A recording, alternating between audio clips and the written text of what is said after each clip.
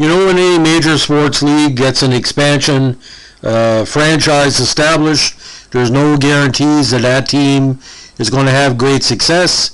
If anything, it could fail before it's even got a chance to succeed. Now, today we're talking not about the original franchise that he came from, but where it ended, the Philadelphia Quakers. Now, the Philadelphia Quakers were an American professional ice hockey team that only played one full year in the NHL. They were the successors of the Pittsburgh Pirates, which skated between 1925 and 1930. Now, they played at the Philadelphia Arena in Philadelphia, Pennsylvania, black, orange, and white, good colors for a hockey team. Now, the Pirates were the third American-based NHL team, got off to a promising start in 26, making the playoffs in 2 of their first 3 seasons. However, the squad fell on hard times both on the ice and at the box office. A sale to bootlegger Bill Dwyer did not help the cause. With the Wall Street crash in 1929, followed by the Great Depression, the owners found themselves having to sell off their star players to make ends meet. By the end of the 1930 season, the team was $400,000 in debt, and the arena, the Duquesne's Gardens, was not suitable for an NHL team. Boxing promoter Benny Leonard, Dwyer's frontman, then requested permission to temporarily move to Philadelphia as the Quakers. From the historical importance of the Quaker religious community in the founding of Philadelphia and Pennsylvania until a new arena was built in Pittsburgh. Things did get better on the other side of Pennsylvania. The financial woes continued unabated. On the ice, the Quakers were unfortunately the definition of futility. It took the team 3 games to score a goal and 3 more to get its first win, which came on November 25, 1930, a 2-1 victory over, guess who, the visiting Toronto Maple Leafs. They finished with a horrendous 436-4 record.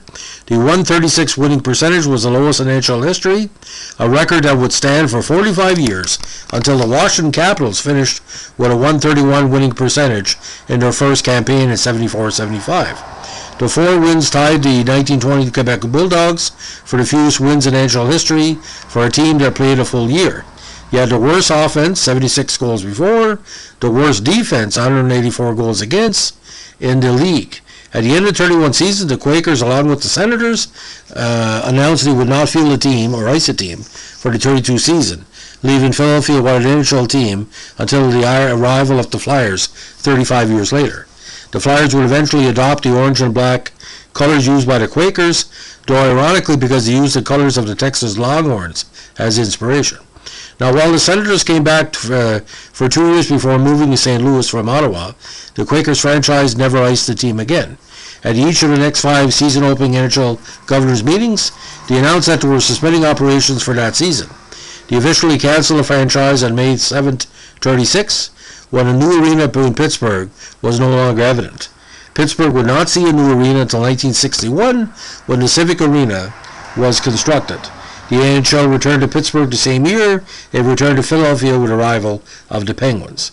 Now, 30-31 again, 436-4, goals for 76, goals against 184, and 477 minutes on penalties, 15 in the American Division, and did not qualify for the playoffs.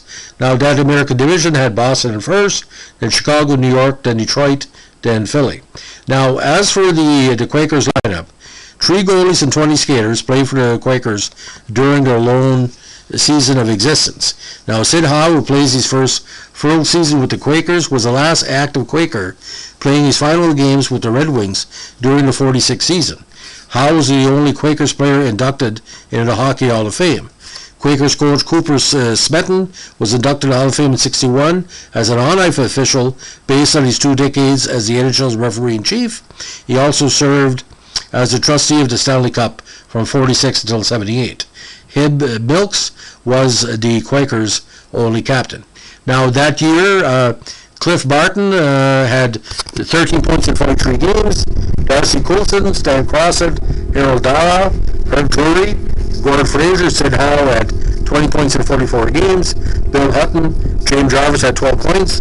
Wally Kilray, very strong player, 20 points in 44 games. Jerry Lowry had a great season, 27 points in 42 games, including 13 goals. Ronnie Lyons had 2 goals in 22 games. Renison Manners, Eddie McAlmon, John McKinnon, Herb Milks, 23 points in 44 games, 17 goals to lead the squad. Al Shields had 10 points in 43 games. Roger Smith, Tex White, and Aubrey Webster played. In net, you had some good goaltending, but couldn't go no far. Montreal Canadiens stalwart Wolf Good went 2-25-3 with a respectable 4.22 average. Jake Forbes went 0-2 with a 3.5 average, while Joe Miller was 2-9-1 with a 3.81 in 12 games played. So could have been a lot worse, but could have been a lot better. Now talking quickly about Syd Howe.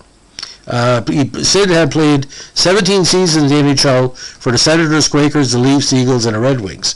Now, again, he played primarily for Detroit, and of course he put up some outstanding numbers, winning 3 Stanley Cups with the squad, 36, 37, and 43.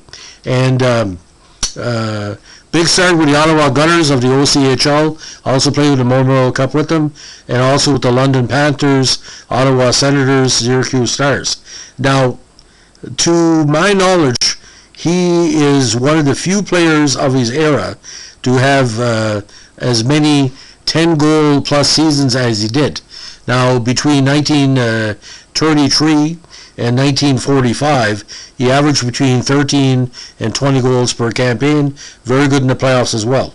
237 goals, 291 assists, and 528 points the regular season. 44 points in 70 games, including 17 goals in the playoffs. So the Philadelphia Quakers and Syd Howe, they did their best, but unfortunately it wasn't meant to be. But as we like to say, sometimes the best ideas become reality, and that's when the rot sets in.